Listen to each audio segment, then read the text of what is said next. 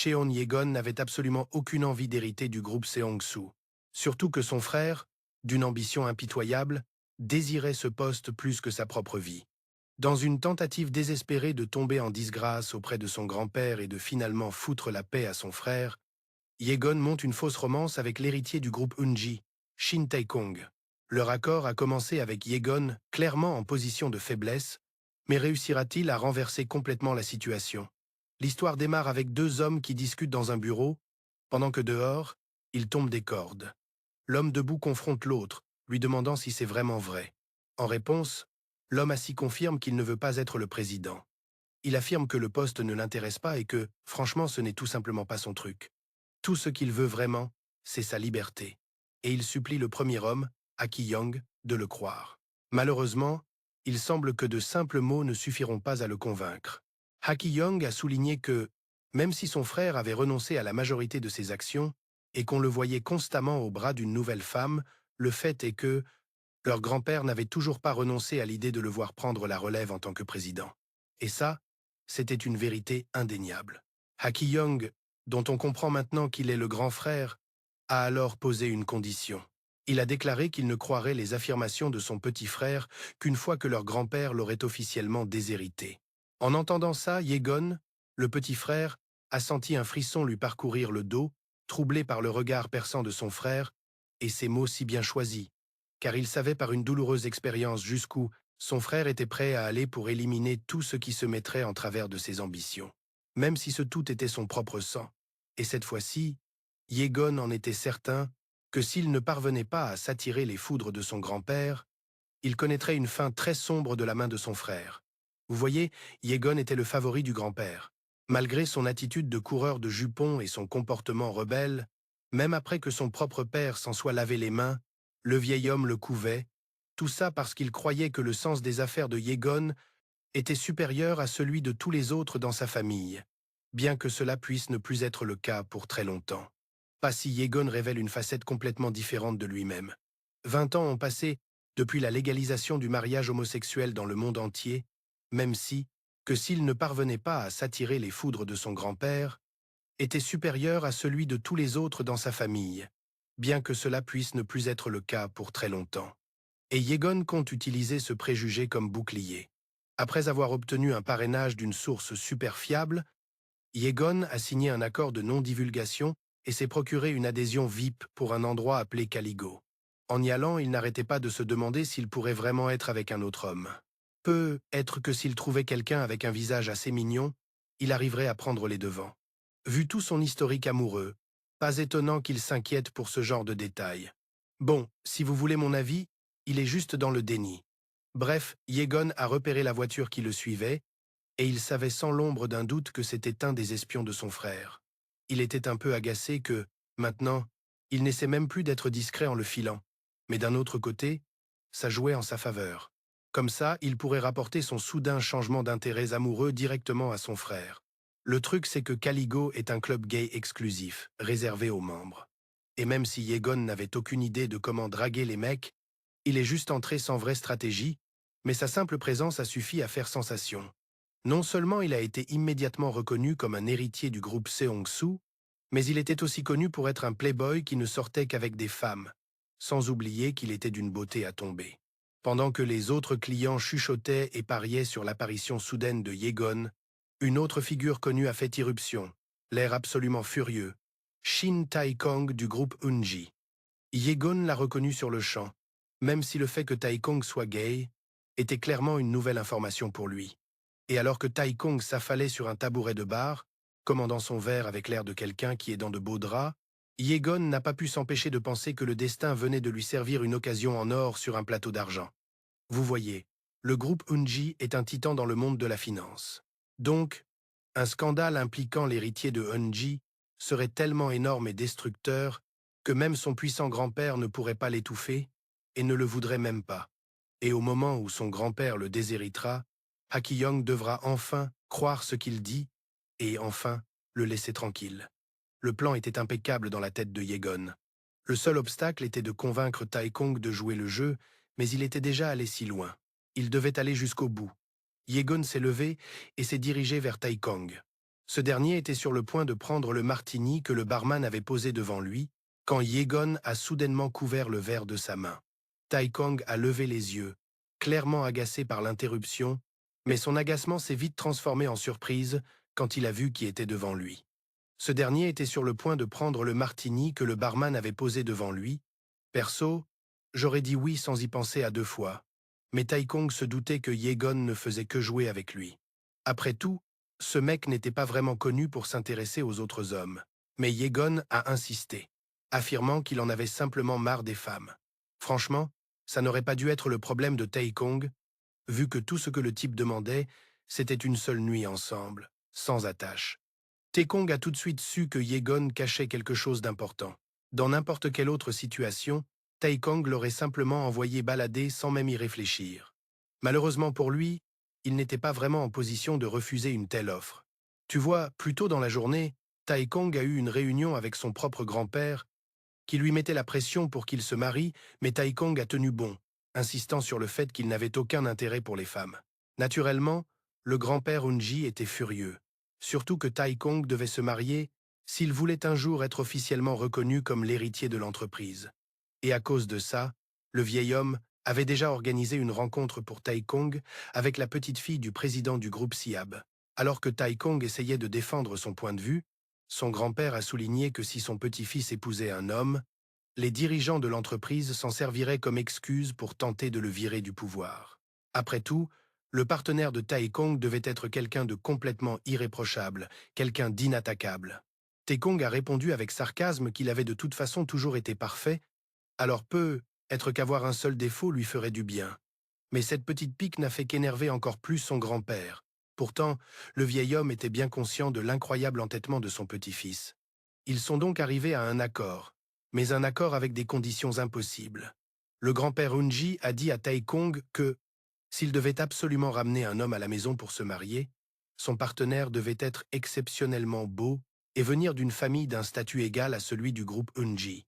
C'était un énorme problème, car le seul conglomérat qui pouvait rivaliser avec Unji était Seongsu, dont les héritiers étaient tristement célèbres pour être une bande de psychopathes et de tombeurs.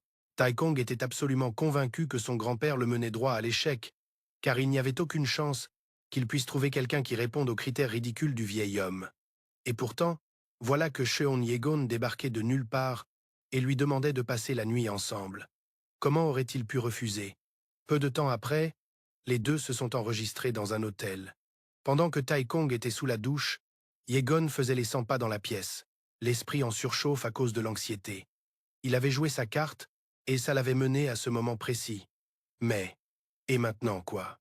Yegon n'avait aucune idée de sa prochaine étape.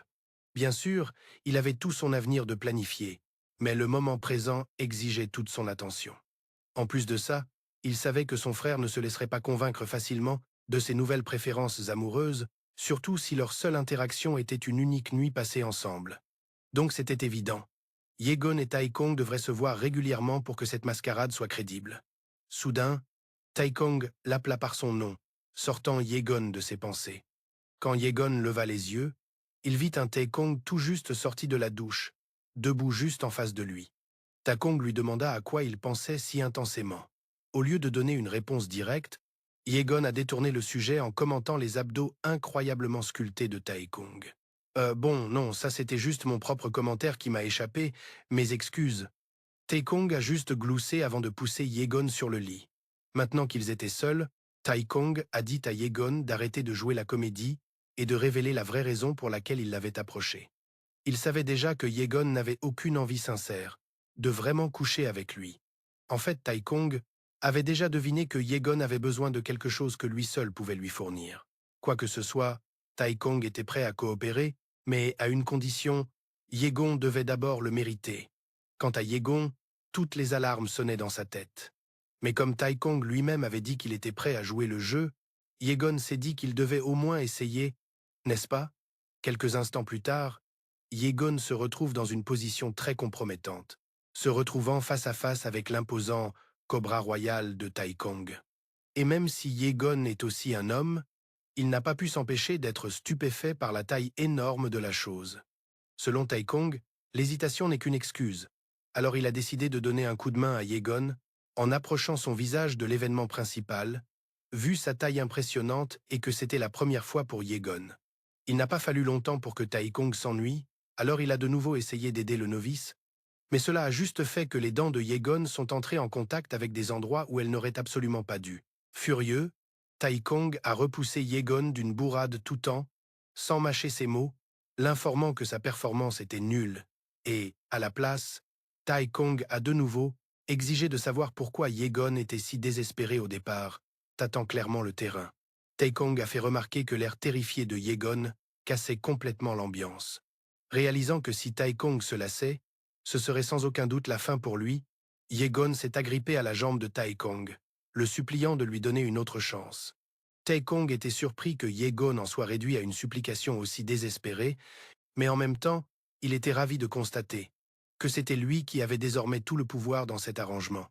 Le pauvre Yegon, cependant, tremblait en promettant à Tai Kong qu'il ferait absolument tout ce qu'il voudrait cette fois. Non pas qu'il ait eu le choix. Yegon devait garder Tai Kong intéressé par lui, s'il voulait éviter que son frère ne s'occupe de son cas. Haki Yang, de son côté, trouvait assez amusant que Yegon soit prêt à de telles extrémités, surtout que Yegon n'avait aucune idée à quel point il pouvait être brutal.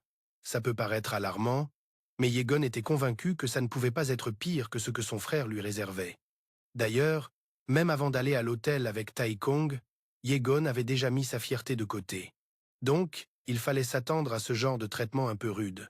Tai Kong n'a laissé aucune chance à Yegon de reculer en le poussant violemment sur le lit. Le lendemain matin, Yegon s'est réveillé seul. Il avait mal au dos, c'est sûr, et il se sentait aussi complètement mortifié de s'être évanoui la veille. Au moins, il n'avait pas tout oublié. Quoi qu'il en soit, Yegon se demandait quoi faire ensuite, inquiet que le fait de s'évanouir en plein milieu ait pu ruiner ses chances d'obtenir la coopération de Tai Kong. Pendant ce temps, dans le salon de la suite d'hôtel, un Tai Kong tout habillé repensait à sa conversation avec Yegon de la nuit précédente. Ce dernier avait accepté de faire tout ce que Tai Kong voudrait, à condition qu'il lui accorde une seule faveur en retour. Juste au moment où Tai Kong se demandait quelle était l'origine de son désespoir, Yegon lui-même est entré dans la pièce. Yegon n'a pas perdu de temps pour aller droit au but, une approche que Tai Kong a vraiment appréciée. Malgré la performance maladroite de Yegon, Tai Kong ne semblait pas le moins du monde irrité. Au contraire, Tai Kong lui a simplement demandé d'expliquer la raison de ses actions désespérées. Yegon n'a pas tourné autour du pot et a immédiatement admis que son frère était la cause de tous ses problèmes. Yegon a alors commencé à expliquer sa situation, détaillant comment son frère refusait de croire qu'il n'était pas intéressé à devenir le président. S'il ne pouvait pas le prouver, c'en était fini de lui. Yegon en était absolument certain. Mais Tai Kong a balayé l'idée mentalement, comme si le mec était en plein délire. Après tout, quel genre de frère tuerait son propre frère juste pour la succession? Apparemment, notre protagoniste n'est pas fan de dramas historiques. Bref, malgré ses doutes, que son frère était la cause de tous ses problèmes. Yegon a alors commencé à expliquer sa situation, a ajouté qu'il devait se faire mal voir par son grand-père. Tai Kong a décidé de jouer le jeu de Yegon. Sur ce, le petit frère terrifié, ailleurs, Haki Yang recevait un rapport sur ce qui s'était passé avec Yegon. Cependant, comme l'informateur n'a pu confirmer que le moment où Yegon est entré dans le bar gay et rien après, Haki Yang n'était pas du tout content. Pour rester en vie, et pour que ça arrive, il avait besoin que Tai Kong devienne son petit ami. Sur lui. Ah, je dois vraiment faire attention à mes mots ici. Haki Yang a fait signe à l'homme de s'approcher, puis, brusquement, il a versé tout le contenu de son verre. Bref, il semblerait que l'homme avec Haki Yang soit en réalité le propre secrétaire de Yegon, qu'il a placé comme espion. Il s'avère qu'il ne le faisait pas volontairement, mais seulement parce que Haki Yang a de quoi le faire chanter, ou peut être qu'il est juste terrifié par ce taré. Alors je vais vous laisser imaginer les insultes à ma place, d'accord?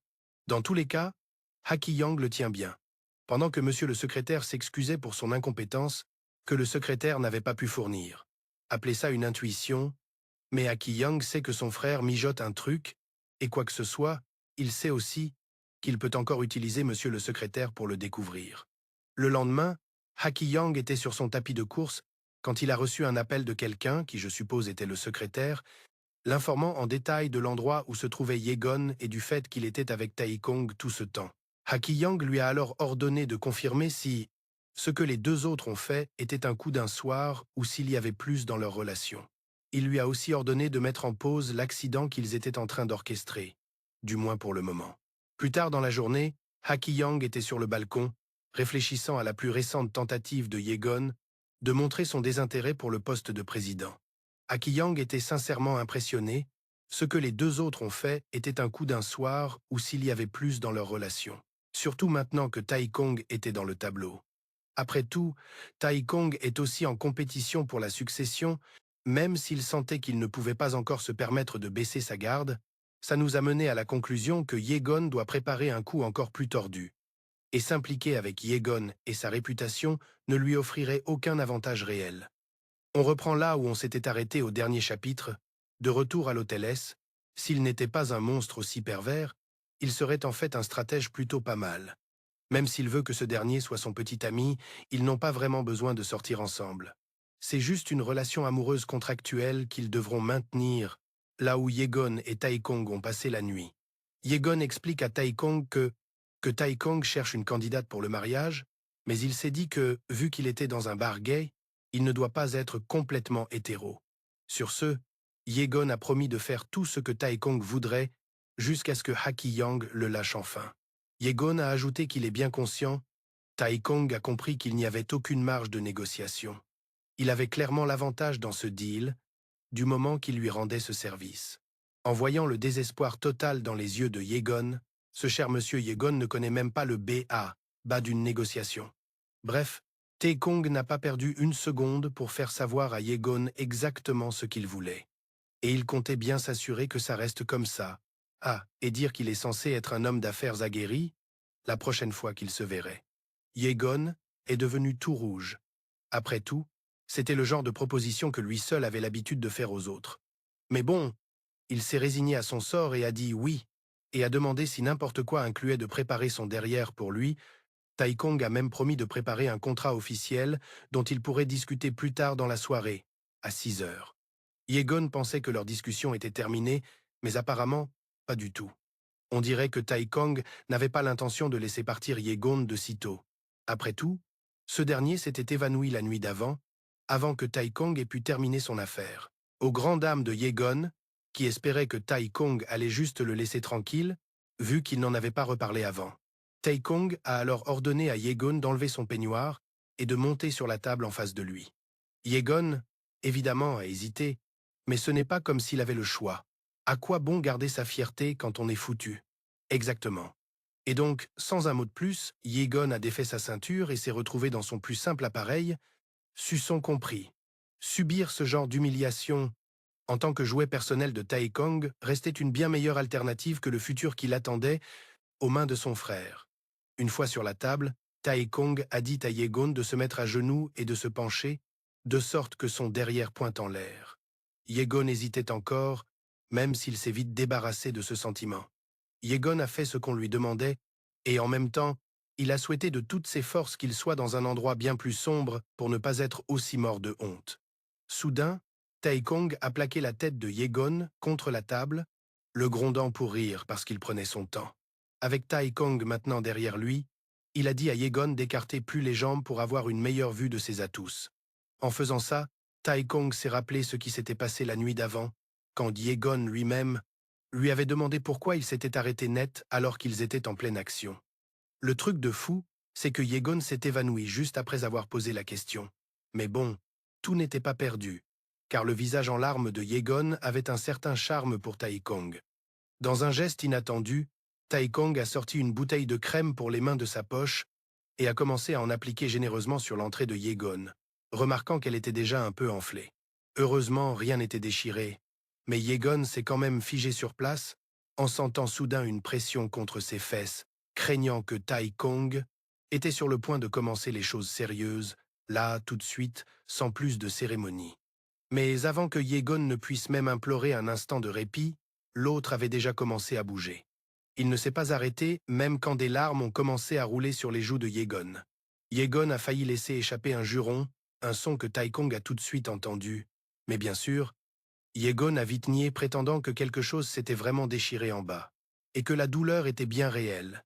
Mais Tai Kong est resté concentré sur sa mission, se contentant de dire que c'est exactement ce qu'il voulait dire quand il a promis d'être dur avec lui. Puis il lui a lancé une perche, disant à Yegon qu'il pourrait reconsidérer la chose. Si seulement Yegon le suppliait en disant « S'il te plaît, non mais quel culot vous ne trouvez pas. Et c'est moi, ou notre protagoniste est fait du même bois que ce fameux grand frère. Ils sont tous les deux incroyablement intenses.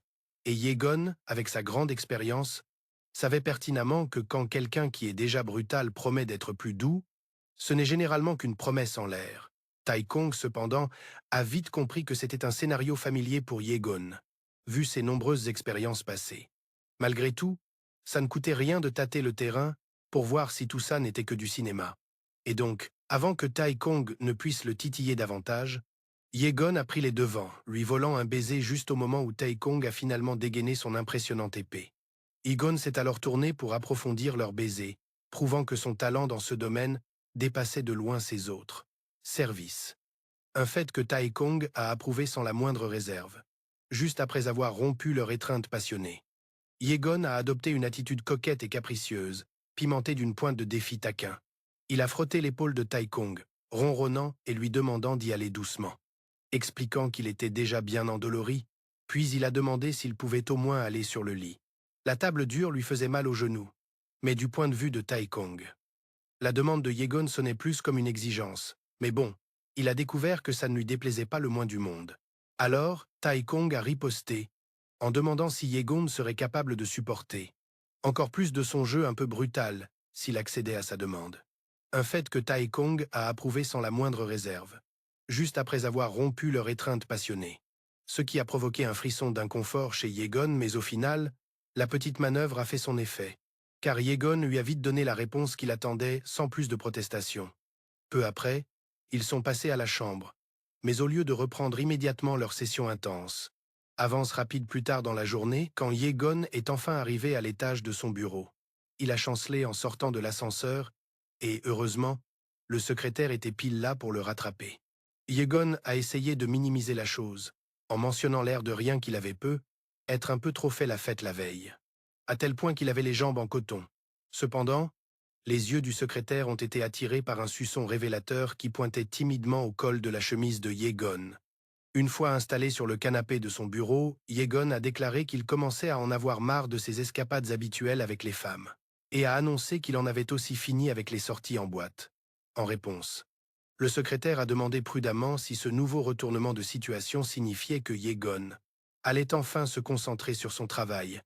Mais au lieu de donner une réponse directe, Yegon a simplement fait un signe aimable vers la porte. Un signal clair que le secrétaire a compris comme une invitation à partir. Dès que la porte s'est refermée, Yegon a laissé tomber sa façade de mec qui va parfaitement bien. La vérité, c'est qu'il avait encore mal partout à cause de la nuit d'avant, et des ébats intenses de ce matin avec Tai Kong. Tout ce qu'il voulait vraiment, c'était rentrer à la maison et s'effondrer. Mais c'était un luxe qu'il ne pouvait pas se permettre. Et pile au moment où Yegon se demandait s'il pouvait vraiment continuer comme ça avec Tai Kong, son téléphone s'est mis à vibrer d'un coup. C'était un appel, et l'espace d'un instant, le cœur de Yegon a fait un bond pensant que c'était Tai Kong. Malheureusement, ce n'était pas lui. Yegon a eu un haut le corps, quand l'identifiant de l'appelant a révélé le nom de son redoutable grand frère, et il a direct commencé à paniquer. Faut dire que, chaque fois que son frère voulait un truc, d'habitude, il faisait appeler par son secrétaire. Alors que Yegon hésitait à répondre, Hakyeon a brusquement mis fin à l'appel, envoyant une nouvelle vague d'angoisse déferler sur Yegon. Il a instantanément regretté son hésitation, et donc cette fois-ci, d'habitude, il faisait appeler par son secrétaire. Alors que Yegon hésitait à répondre, plus tard dans la soirée, Yegon avait une boule d'angoisse au ventre, ce qui le rendait complètement ailleurs pendant qu'on le menait à sa table. C'était une table que Tai Kong avait réservée, mais Yegon avait la tête ailleurs. Tout ça parce que Hakyeon ne l'avait toujours pas rappelé. Il n'avait répondu à aucun de ses textos non plus. Le pouce du pauvre Yegon était dans un sale état à force de se le ronger nerveusement. Noyé dans l'angoisse qui l'avait tourmenté toute la journée, Yegon s'est retrouvé conduit dans un salon privé. On l'a poliment informé que le dîner serait servi dès l'arrivée de Tai Kong. Mais bon, il y a peu de chances que Yegon ait même entendu les mots. Il était complètement perdu dans ses pensées, persuadé qu'à ce rythme, il ne pourrait pas avaler une seule bouchée du dîner.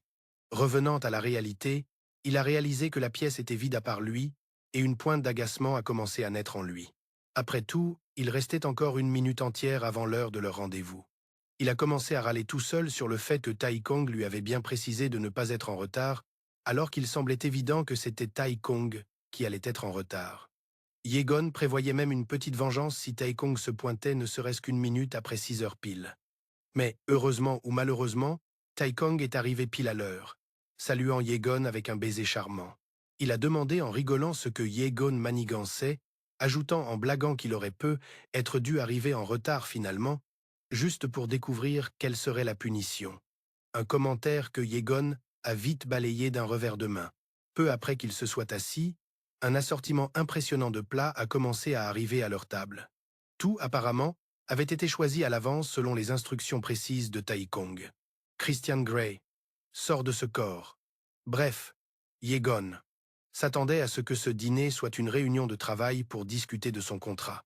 Du coup, il a trouvé ça assez bizarre qu'il commence directement par un dîner aussi sophistiqué. Non seulement ça, mais ils étaient dans un endroit très public. Et, pour couronner le tout, Tai Kong était arrivé les mains complètement vides. Vous voyez, le fin mot de l'histoire, c'est Tai Kong. Tai Kong avait laissé le contrat derrière lui exprès, parce que ce dîner était, en fait, un vrai rencard, un rencard destiné à être vu par le public. Et ça marchait déjà du tonnerre, vu que pas mal de gens qui connaissaient et reconnaissaient le couple s'en étaient déjà rendus compte. En réalité, Tai Kong avait tout prévu. Il discuterait du contrat plus tard, une fois de retour dans sa résidence privée, après le dîner.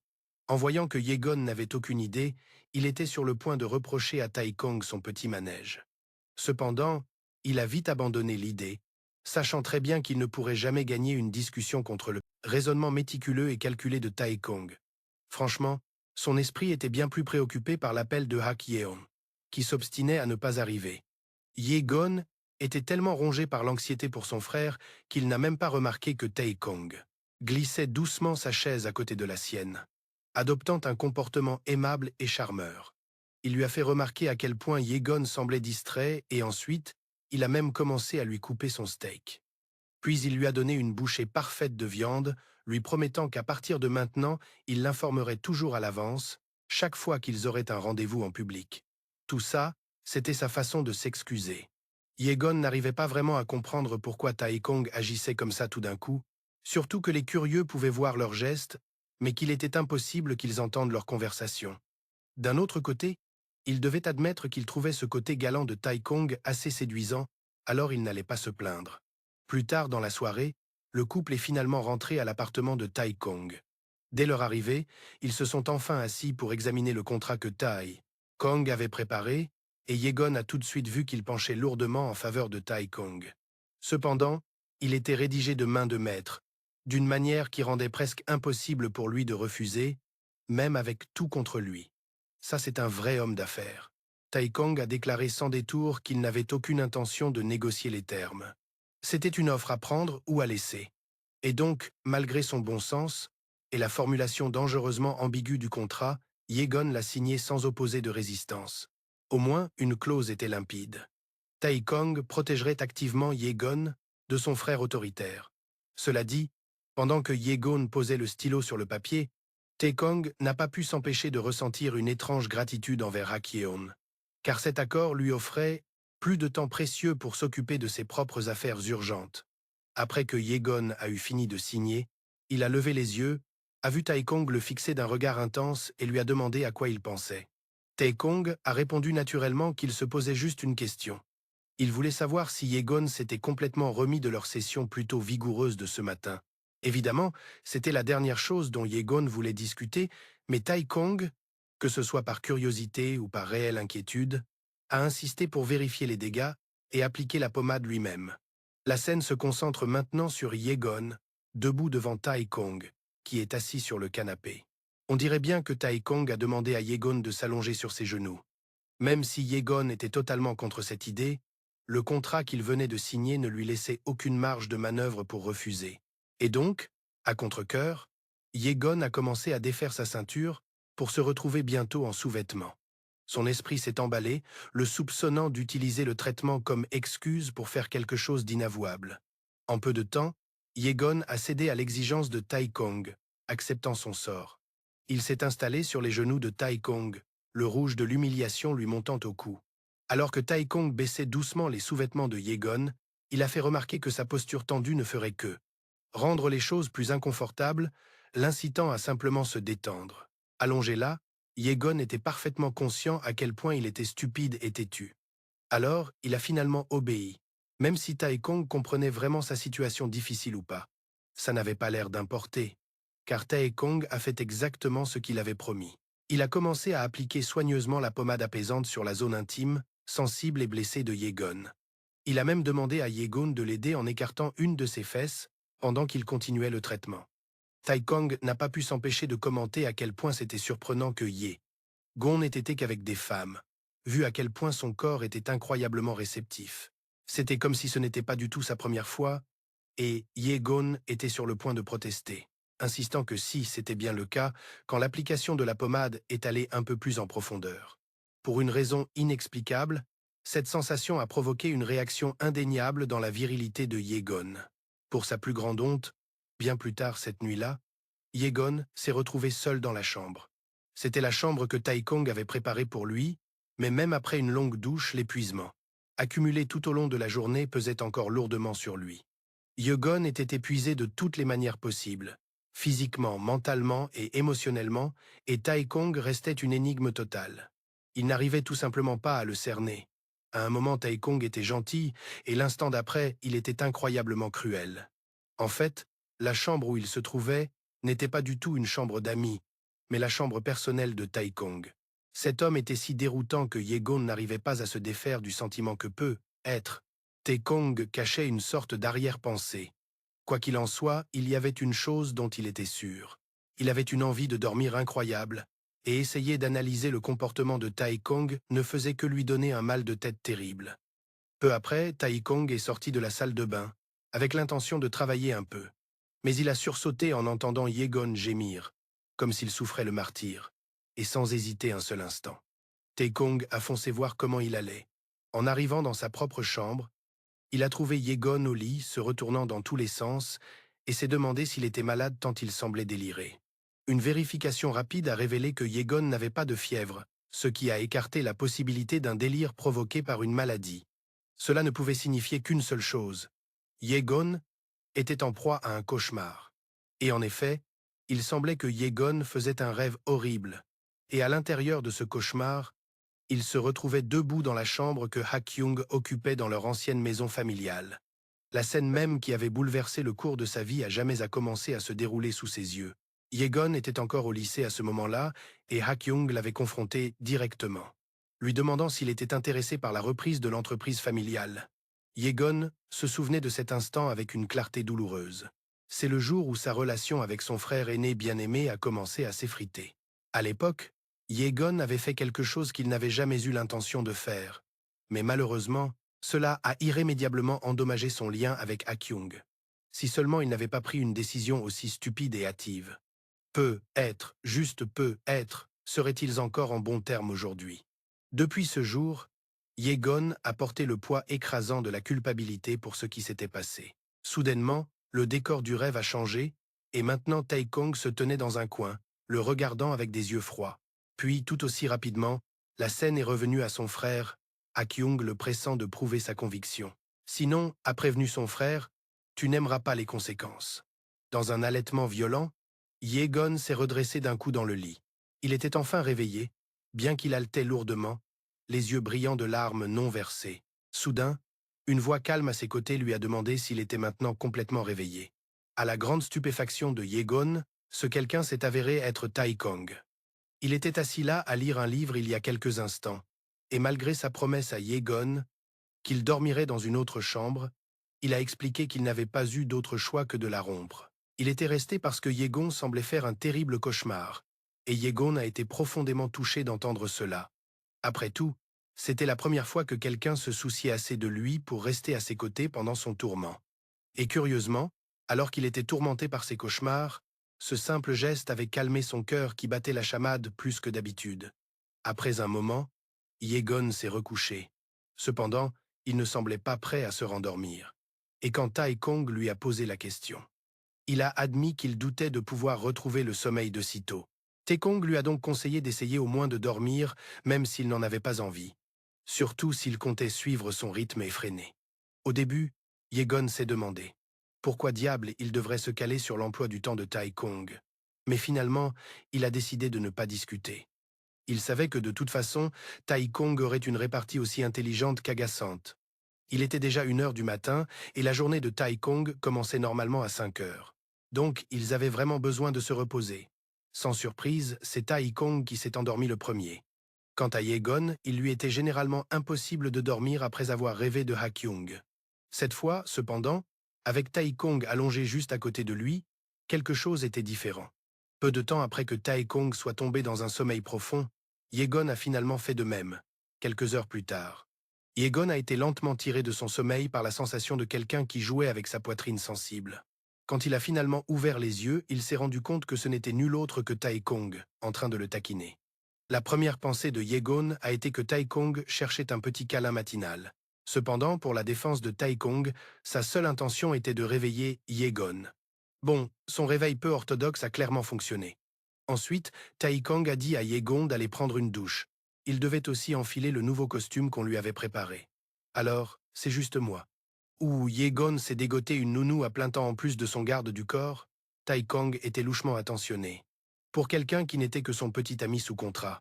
Peu de temps après, les deux, tout habillés et prêts pour la journée, prenaient leur petit déjeuner ensemble quand soudain, Yegon a demandé à Tai Kong s'il avait reçu une invitation à une soirée récemment. Pour être plus précis, il parlait de la fête que le groupe Sia-Byeon organise tous les 3 mois. Après tout le monde savait que Tai Kong avait des liens étroits avec ce groupe en particulier. En fait, c'était bien plus que des liens étroits, puisque son grand-père Hunji avait en réalité prévu d'arranger un mariage entre Tai Kong et leur petite fille, un détail devenu sans importance. Vu que Tai Kong avait maintenant Yegon à ses côtés, très honnêtement, Yegon détestait généralement aller aux fêtes où il devait socialiser avec des gens influents. Il craignait toujours que Ha-kyung se fasse une fausse idée, mais cette fois, c'était différent, surtout s'il y allait avec Tai Kong. Cela dit, Yegon n'a même pas eu besoin de demander à Tai Kong de l'emmener comme son cavalier. On aurait dit que Tai Kong avait déjà un coup d'avance, voyant là l'occasion parfaite de frimer. En fait, c'était bien plus que des liens étroits, puisque son grand-père Hunji avait en réalité.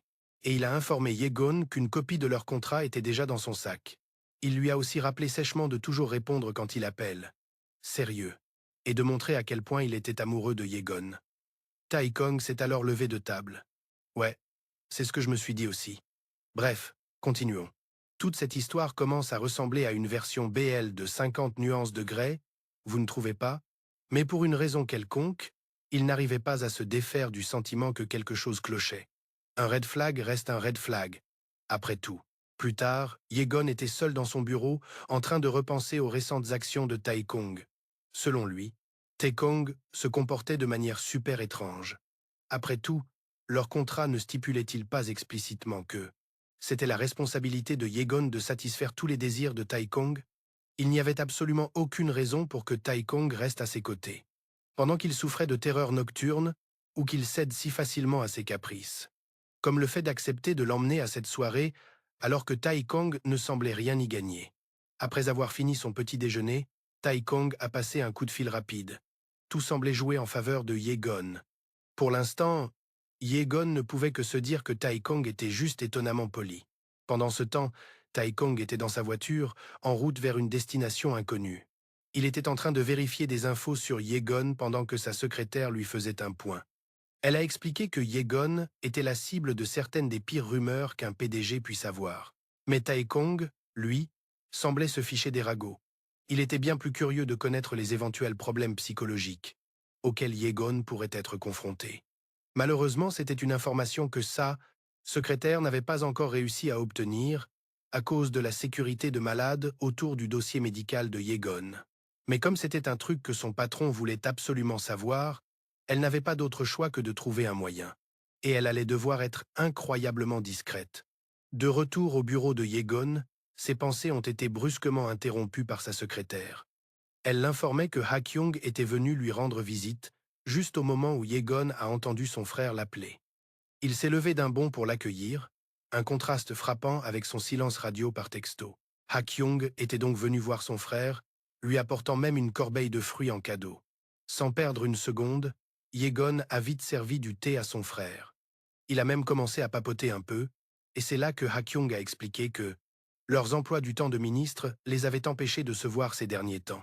Alors il a décidé de passer en personne, vu que sa réunion s'était terminée plus tôt que prévu.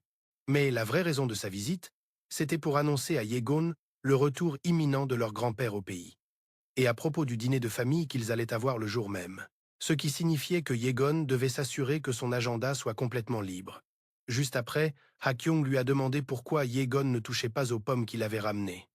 Les mêmes pommes qu'il avait achetées juste pour lui, et que Yegon fixait maintenant avec un malaise visible. Avant que son frère puisse insister, Yegon a vite pris une tranche et l'a avalée de force. Il a même fait tout un spectacle pour remercier son grand frère pour son cadeau si attentionné. Pendant ce temps, la seule chose à laquelle il pensait, c'était s'il lui restait des médicaments pour son allergie. Et comme s'il était parfaitement au courant de son allergie, son frère menaçant a tendu d'autres tranches à Yegon, en insistant pour qu'il en mange plus. Avec un frère comme ça, pas étonnant que Yegon soit aussi tendu. Dès que son frère est enfin parti, Yegon a filé droit aux toilettes pour rendre jusqu'au dernier morceau de pomme qu'il avait avalé. Malheureusement, de vilaines plaques rouges commençaient déjà à apparaître sur son cou. De retour dans son bureau, il a vite pris un anti-allergique et a commencé à se sentir un peu mieux, même si sa secrétaire a tout fait pour le convaincre d'aller voir un médecin. Yegon n'en a pas vu l'intérêt, car en fait, ce n'était pas la première fois qu'une chose pareille arrivait, et tout ce qu'il lui fallait, c'était une bonne sieste. Dès que sa secrétaire est partie, Yegon s'est affalé sur le canapé, sombrant peu à peu dans le sommeil. Son esprit, par contre, était en ébullition en pensant au retour de son grand-père. Il s'est juré que d'ici la semaine prochaine, le supplice que lui infligeait son frère prendrait fin. Il avait un plan pour s'assurer que son grand-père ait une très mauvaise surprise à son retour. Et sur ce, la journée était vite passée. Peu après, alors que le soleil commençait à peine à se coucher, Yegon a entendu son téléphone sonner. Encore à moitié endormi et en pleine crise d'allergie, il a répondu d'une voix pâteuse. La première chose que son interlocuteur a voulu savoir, c'était si Yegon était malade. Yegon a tout de suite reconnu la voix à l'autre bout du fil. Il s'est redressé d'un bond, s'empressant d'assurer à Tai Kong qu'il n'était pas du tout malade. Malgré sa voix enrouée, il a écouté Tai Kong lui expliquer qu'il appelait pour savoir si Yegon avait reçu le cadeau qu'il avait envoyé à son bureau, même si Yegon n'avait absolument aucune idée de quoi il parlait. Pile à ce moment-là, sa secrétaire est entrée, lui tendant un bouquet de fleurs qui venait d'arriver pour lui. Voilà un vrai cadeau, pas comme cette offrande empoisonnée d'avant. Une fois de nouveau seul, Yegon a demandé à Tai Kong la raison de ce cadeau surprise. Ce à quoi Tai Kong a répondu qu'il voulait juste l'impressionner. En entendant à quel point Tai Kong était dragueur et charmant, Yegon s'est dit qu'il n'était sûrement pas seul. Tai Kong a ensuite demandé à quelle heure Yegon finissait de travailler ce jour-là. Il voulait passer le chercher au bureau pour qu'il puisse avoir un rencard. Après avoir donné les derniers documents à sa secrétaire, Tai Kong l'a informé qu'il partait. Il a mentionné qu'il avait des plans pour dîner ce soir-là et lui a dit qu'elle pouvait aussi rentrer chez elle. Finalement, n'y tenant plus, la secrétaire de Tai Kong, mademoiselle Kim, a pris la parole. Elle a demandé à son patron avec qui diable il pouvait bien sortir à un moment aussi critique. Sans hésiter une seule seconde, Tai Kong a balancé le nom de Yegon, au grand étonnement de mademoiselle Kim. Même si elle se doutait de ce qui se passait, elle avait quand même besoin de l'entendre directement de la bouche de son patron. Elle a demandé comment Tai Kong savait que Yegon était aussi intéressé par les hommes. Il a expliqué que cette découverte avait immédiatement piqué son intérêt, c'est pourquoi il a fait faire une enquête complète sur le passé de Yegon, confirmant qu'il était totalement le genre de Tai Kong. Bizarrement, mademoiselle Kim n'a pas eu de mal à le croire, ce qui était exactement la réaction que Tai Kong attendait. Il voulait être totalement transparent avec elle, surtout qu'elle était de son côté. Ceci dit, ce n'est pas que mademoiselle Kim ne croyait pas ou ne faisait pas confiance à son patron. C'est juste que, pendant très longtemps, Tai Kong avait refusé une proposition de mariage après l'autre. Et le voir maintenant sortir ouvertement avec un homme, surtout quelqu'un comme Yegon, avec toutes les rumeurs qui couraient sur lui, eh bien, ça ne pouvait que finir en catastrophe. En fait, elle était sûre que le président Shin, aussi connu comme le grand-père de Hunji, pèterait un câble dès qu'il apprendrait la nouvelle. Mais Tai Kong, lui, n'avait pas l'air de s'en soucier. Après tout, c'était le grand-père de Hunji lui-même qui avait fixé les conditions. Pour un partenaire que, comme par hasard, Yegon remplissait toutes. Ce à quoi Tai Kong a répondu qu'il voulait juste l'impressionner. Donc, dans sa tête, il n'y avait aucune chance que son grand-père puisse s'y opposer. Yegon en particulier a passé un super moment et a adoré les desserts. Comme la nuit était encore jeune, Tai Kong a invité Yegon chez lui pour prendre quelques verres. Une invitation que Yegon a acceptée sans la moindre hésitation. Pendant ce temps, beaucoup de gens avaient déjà remarqué le rapprochement croissant entre les deux hommes. Il restait à voir s'ils étaient amis ou ennemis. Mais une chose était sûre. Ces spectateurs croyaient ce qu'ils voyaient de leurs propres yeux. Plus tard dans la soirée, dans la part de Tai Kong, Yegon s'est retrouvé une fois de plus à sa merci. Même s'il sentait bien qu'on l'avait attiré là pour plus que quelques verres, ces spectateurs croyaient ce qu'ils voyaient de leurs propres yeux. Comme la nuit était encore jeune, Tai Kong a invité Yegon chez lui pour prendre quelques verres. Pendant ce temps, dans les appartements privés de Hakyung, un garde se tenait planté devant la porte, bloquant l'entrée. Ces spectateurs croyaient ce qu'ils voyaient de leurs propres yeux. Il restait à voir s'ils étaient amis ou ennemis. Mais une chose était sûre. Pendant ce temps, dans les appartements privés de Hakyung, un garde se tenait planté devant la porte, bloquant l'entrée. Ces spectateurs croyaient ce qu'ils voyaient de leurs propres yeux. Yang venait de démolir quelqu'un, si brutalement que l'air était imprégné d'une certaine odeur. L'odeur du sang. Mais le plus dérangeant, c'était que, quand Aki Yang a ordonné qu'on paie son homme le double pour le dérangement. Yegon était clairement dans l'ambiance lui aussi. D'ailleurs, Tai Kong avait remarqué que ça avait aussi l'air d'être une habitude, vu à quel point. Le secrétaire personnel de Kyung était indifférent à toute cette affaire. En tout cas, l'espion a vite été autorisé à entrer. Comme la nuit était encore jeune, Tai Kong a invité Yegon chez lui pour prendre quelques verres. C'était servi de quelqu'un comme punching ball personnel était le bon. Au moins, il n'y était pas complètement insensible. Mais bon, sa préoccupation s'arrêtait là. L'espion a remis à Haki Yang un dossier avec des documents. Il détaillait tout l'historique des rencarts de Tai Kong, et il semblait que, tout comme Yegon, toutes ses relations passées n'avaient été que des coups d'un soir pour satisfaire des désirs charnels. Avec Yegon, par contre, les choses semblaient différentes. Non seulement tous ses partenaires précédents ressemblaient étrangement à Yegon, mais Tai Kong l'invitait aussi chez lui. Il le laissait même passer la nuit. Et puis, il y avait les rumeurs. Comme quoi on les avait vus à un dîner romantique, sans parler du bouquet de fleurs que Tai Kong avait envoyé au bureau de Yegon. Rien qu'avec ces faits, on pouvait facilement deviner que Tai Kong était sincèrement amoureux de Yegon. Pour Aki Yang, c'était un retournement de situation incroyable, mais un qui jouait totalement en sa faveur. Après tout, si les préférences de Yegon étaient révélées au grand jour, son grand-père le déshériterait à coup sûr pour de bon. Ça ferait de Aki Yang le seul et unique héritier du groupe Seongsu par défaut. Et pourtant, pour une raison ou une autre, cette idée le mettait vraiment mal à l'aise. Le lendemain, seulement 6 jours avant le retour de son grand-père en Corée, Yegon s'est réveillé seul dans le lit de Tai Kong. Il avait mal au dos et un mal de crâne carabiné. Il se sentait complètement crevé. Et c'est là qu'il a commencé à se souvenir de toutes les conneries embarrassantes qu'il avait balancées la veille alors qu'il était complètement bourré. Il s'est maudit, en se disant qu'il aurait préféré tomber dans les pommes plutôt que de se souvenir de ça. Soudain, Tai Kong est apparu et a jeté son téléphone à Yegon. Il lui a dit de répondre, expliquant que ça semblait être une urgence de la part de son secrétaire. Connaissant son secrétaire, la seule raison qui pouvait le pousser à appeler comme un forcené, c'était forcément la réunion du conseil d'administration. Après un rapide coup d'œil à l'heure, il s'est avéré que c'était bien ça. Il était déjà 15 heures. Yegon était définitivement et méchamment à la bourre. Malgré ça, il avait l'air super tranquille. Pendant ce temps, Yegon n'avait même pas eu le temps de dire bonjour à son secrétaire. Que l'homme à l'autre bout du fil s'est lancé dans une explication complètement paniquée. Il avait déjà envoyé la voiture à la part de Tai Kong, ce qui a poussé Yegon à lui demander comment il savait où il était. Clairement, il soupçonnait son secrétaire de le faire fliquer. Ce qui, soyons honnêtes, était vrai, mais le secrétaire avait l'alibi parfait. Il a expliqué qu'il le savait parce que c'est Tai Kong qui avait répondu au téléphone de Yegon juste avant. Quand Yegon a demandé des comptes à Tai Kong, celui-ci n'a même pas essayé de nier. Il a avoué que c'était parce que le secrétaire avait déjà appelé des dizaines de fois. Il a deviné que ça devait être super urgent, ce qui a laissé Yegon avec un drôle de pressentiment. Pourtant, il a choisi de ne pas en faire toute une histoire et a juste accepté la situation. Sérieux, ce mec est un énorme red flag, mais bon, l'affaire urgente, c'était bien la réunion du conseil. Mais Yegon s'en fichait royalement, disant à son secrétaire qu'il ne pouvait pas partir immédiatement. Il a prétexté qu'il venait de se réveiller et leur a dit de checker les données en attendant. Avant même que le secrétaire puisse protester, Yegon a raccroché brutalement. En se retournant vers Taekong, Yegon l'a surpris en train de le fixer intensément.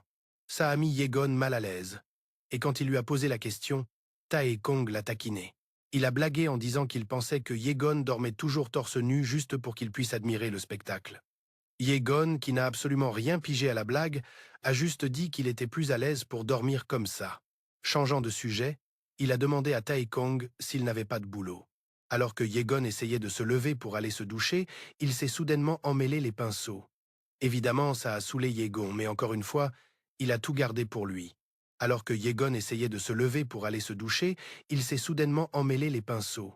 Il a failli se casser la figure, mais Taekong a réussi à le rattraper juste à temps.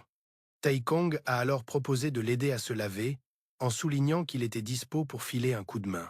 Sachant que Taekong n'en ferait qu'à sa tête de toute façon, Yegon n'a pas refusé, alors Taekong l'a porté dans ses bras, telle une princesse.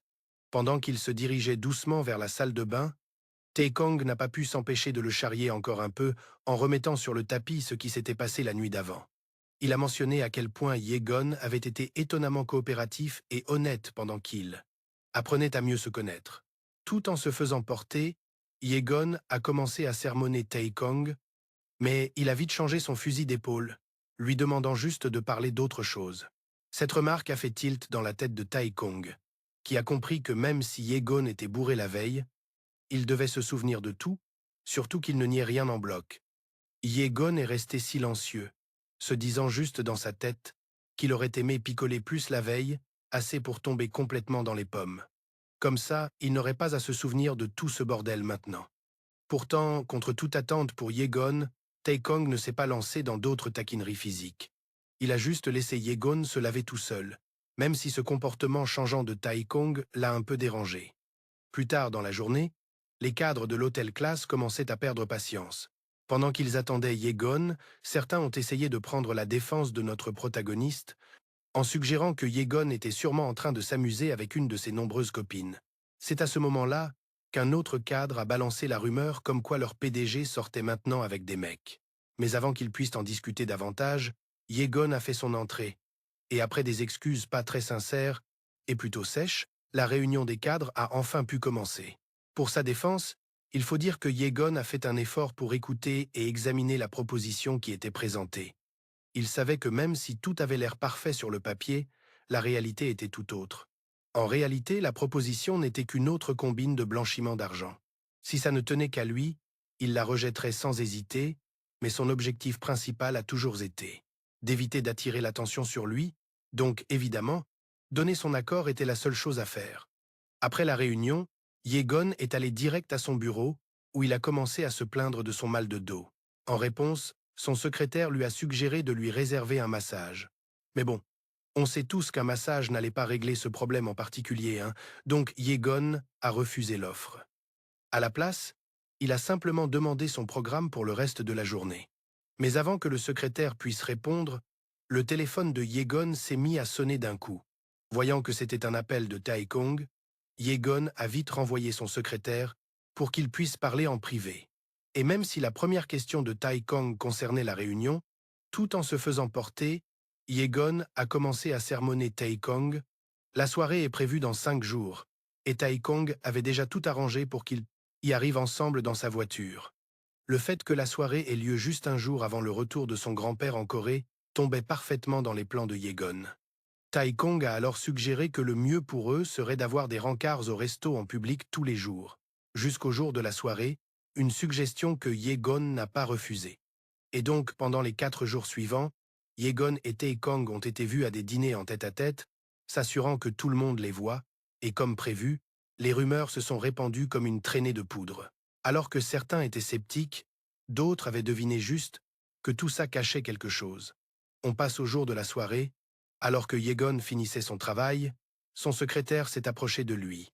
Il lui a demandé si Yegon comptait aller à la soirée du groupe Joven Siab ce soir-là. Quand Yegon a confirmé, le secrétaire a tout de suite demandé pour l'invitation qu'il n'avait pas réussi à obtenir. Bien sûr, ce n'était pas vraiment un problème, car, sans surprise, Tai Kong lui en avait déjà dégoté une. Évidemment, cette petite info allait être rapportée direct au vrai patron de notre cher secrétaire espion. Plus tard ce soir-là, alors que lui et Tai Kong se rendaient à la soirée, Yegon ne pouvait s'empêcher de se sentir tout excité.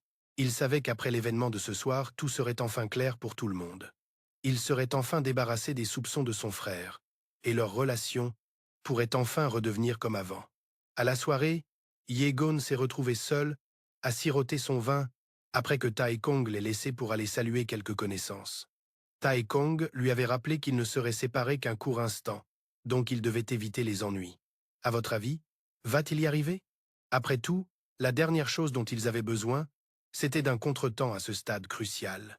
Tai Kong a aussi prévenu Yegon de ne pas être surpris par quoi que ce soit qu'il pourrait dire pendant l'événement et de simplement le suivre dans son délire. Son ton était étrangement énigmatique en disant ça, ce qui a poussé Yegon à se demander ce que diable l'autre manigançait. Soudain, les pensées de Yegon ont été interrompues par l'arrivée d'une jeune femme, une qu'il n'avait apparemment pas vue depuis longtemps. Le nom de la jeune femme était Baek Jui.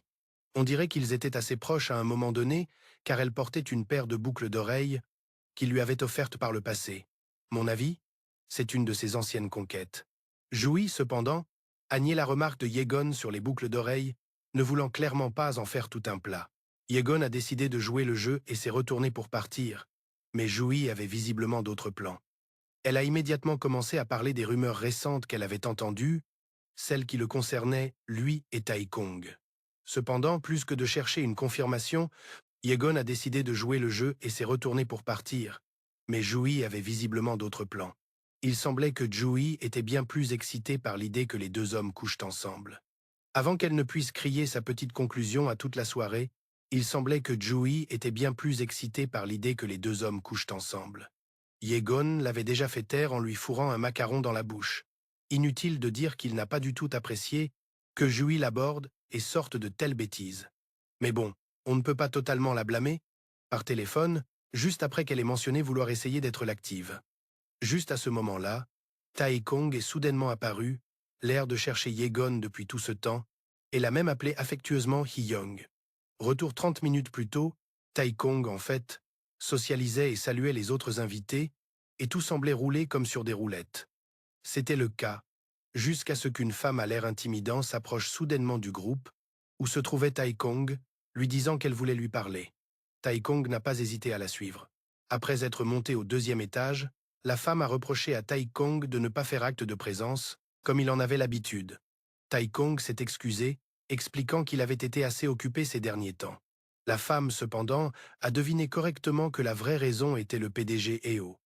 En fait, elle savait que la seule raison de sa présence aujourd'hui était que le PDG Heo était actuellement à l'étranger. Un fait que Tai Kong n'a pas nié. On dirait que cette femme connaît et respecte vraiment les préférences personnelles de Tai Kong. Elle semble même avoir contribué à mettre fin aux discussions sur les fiançailles potentielles de Tai Kong avec le PDG Heo, même si ce n'était pas vraiment son problème. Malgré tout, elle ne pouvait s'empêcher de se demander ce que Tai Kong manigançait vraiment pendant que son regard dérivait vers l'endroit où se tenait Yegon. Même elle comprenait les dangers potentiels auxquels il faisait face après s'être acoquiné avec Yegon. Bien sûr, Tai Kong en était parfaitement conscient, mais Yegon était déjà devenu indispensable pour lui. Il était prêt à faire absolument n'importe quoi pour lui, mais en parler de cette manière le rendait incroyablement suspect. Du moins, c'est comme ça qu'elle le voyait, même si elle savait que ce n'était pas à elle de s'en inquiéter. Au moment où Tai Kong a remarqué que Yubi s'approchait de Yegon et engageait la conversation avec lui, il est immédiatement devenu impatient et a informé la jeune demoiselle que leur petite discussion était plus que suffisante pour convaincre les autres que leurs deux familles étaient toujours en excellents termes. Et comme c'était en fait l'objectif malgré les fiançailles rompues, la demoiselle l'a laissé partir sans plus d'histoire, ce qui nous amène à la situation actuelle. Tai Kong venait de s'approcher de Yegon, agissant comme s'il le cherchait depuis un bon moment. Yegon était totalement paumé. Ne comprenant pas pourquoi Tai Kong l'avait soudainement appelé Hee-Young, mais se souvenant de l'instruction précédente de Tai Kong de simplement jouer le jeu, peu importe ce qu'ils diraient. Leur petite discussion était plus que suffisante pour convaincre les autres que leurs deux familles étaient toujours en excellents termes. Ils la connaissaient comme l'une des anciennes conquêtes de Yegon et la deuxième fille du Becklin Times. Yegon a gardé une expression stoïque pendant que Tai Kong reconnaissait instantanément Jui. Il s'est ensuite présenté à elle. Bien que l'attention de Jui, elle s'est sentie obligée de s'excuser, voyant que ses actions l'avaient clairement mis mal à l'aise. Pourtant, ça ne l'a pas dissuadé d'essayer de les titiller un peu plus. Ça l'amusait pas mal que Tai Kong ait qualifié. Yegon était totalement paumé. Ne comprenant pas pourquoi Tai Kong l'avait soudainement appelé Hee-young, Jui a admis qu'elle avait douté que les deux sortent vraiment ensemble, comme le prétendaient les rumeurs. Après tout, Yegon est connu pour être un esprit libre. Yegon a essayé de la reprendre là, dessus, mais Tai Kong semblait avoir la répartie parfaite toute prête. Tai Kong a accusé Jui d'insulter son partenaire alors qu'il se tenait juste devant elle, et pour couronner le tout, devant une si grande foule, ce qui a laissé Jui quelque peu déconcertée. Elle ne s'attendait pas du tout à ce que Tai Kong se mette vraiment en colère. Même si Yegon était pleinement conscient que tout ça n'était qu'une comédie bien montée, c'était quand même incroyablement bon de savoir que quelqu'un était de son côté, quelqu'un sur qui il pouvait vraiment compter. Et donc, pendant que Tai Kong continuait de gronder Jui, Yegon a essayé de le calmer. Il lui a expliqué que Jui avait toujours été comme ça et qu'il voulait juste être seul avec Tai Kong. Bien sûr, Tai Kong n'allait pas refuser cette demande. Il l'a guidé vers le salon où il s'est excusé auprès de Yegon pour le retard. La comédie avait complètement convaincu Jui, car elle prévoyait déjà de publier un reportage exclusif sur le couple dans un avenir proche. À la seconde même où ils sont entrés dans le salon, Tai Kong a plaqué Yegon contre le mur et l'a grondé de ne pas se tenir à l'écart des ennuis. Cependant, pour la défense de Yegon, c'est Jui qui avait tout commencé. Mais Tai Kong était toujours furieux. Honnêtement, je dirais qu'il était simplement jaloux que l'ex de Yegon se soit approché de lui. Yegon a serré les poings, agacé que ce Tai Kong condescendant et grossier soit sa personnalité habituelle, et, très probablement, la vraie. Comme si ça ne suffisait pas, Tai Kong a ensuite accusé Yegon de s'être énervé après avoir vu une de ses anciennes conquêtes. Sortant un petit jouet d'une boîte, Tai Kong était maintenant celui qui essayait de mettre Yegon au pas, lui disant comment il allait maintenant lui rappeler quel était son vrai rôle dans leur relation. Yegon a commencé à se sentir profondément mal à l'aise quand il a vu ce que Tai Kong tenait, tandis que ce dernier marmonnait que il avait en fait prévu de l'utiliser dans la voiture, mais que de toute façon, c'était l'occasion parfaite. Tai Kong a ordonné à Yegon d'ouvrir la bouche et, sans un mot de plus, lui a enfoncé le jouet à l'intérieur, disant à Yegon de s'assurer qu'il soit bien humide, car il était sur le point d'explorer ses profondeurs cachées avec. Un instant plus tard, Yegon a senti qu'il n'avait pas d'autre choix que de faire exactement ce que Tai Kong lui avait ordonné.